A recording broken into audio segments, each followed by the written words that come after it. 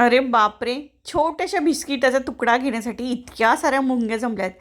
लादीवर आहेत, खिडकीवर सुद्धा जमल्या आहेत. आता यांना घालवण्याचा एक उपाय आहे माझ्याकडे, ते म्हणजे लवंग. लवंगच्या वासाने ना ह्या मुंग्या पटकन पळून जातात. आता जिथे-जिथे मुंग्या आल्या आहेत ना, तिथे फक्त लवंगाचे तुकडे टाकायचे. लवंगचा वास आहे ना, तो मुंग्यांसाठी खूप तीव्र असतो. त्यामुळे मुंग्या पटकन पळून जातात. आता जिथे-जिथे मुंग्या आलेल्या असतील ना, तिथे ह्या फक्त लवंगाचे तुकडे घालायचे. बघा शंभूने इथे बिस्किट खाल्ले होते, तिथे सुद्धा मुंग्या आले आहेत.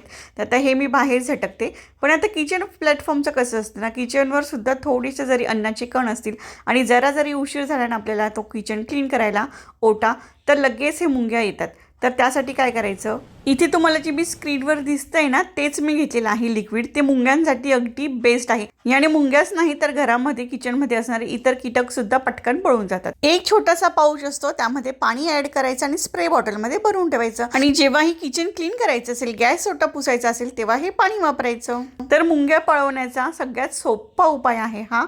तर तुम्हाला जर अशाच किचन टिप्स हव्या असतील तर माझ्या चॅनलला सबस्क्राईब करून ठेवा आणि हा व्हिडिओला लाईक करा.